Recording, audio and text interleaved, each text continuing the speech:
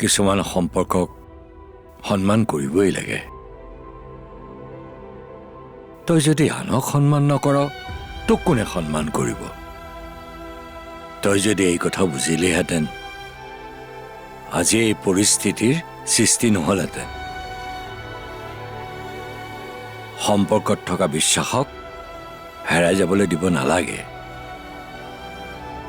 বিশ্বাস হেৰালে বিহৰ বাঁহ হয় আৰু বিহে গোটেই সংসাৰখনকে বিষাক্ত কৰে দেউতা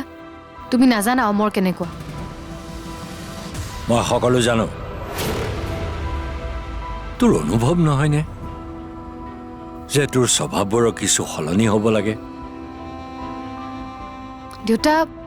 তই অমৰ আৰু মাকৰ সৈতে মৰমৰে কিয় থাকিব নোৱাৰ কিয় তই অমৰে সৎ পথেৰে উপাৰ্জন কৰা টকাৰে চলিব নোৱাৰ কিয় নোৱাৰ কচোন তইতো সৰুৰ পৰা সাধাৰণভাৱেই ডাঙৰ হৈছ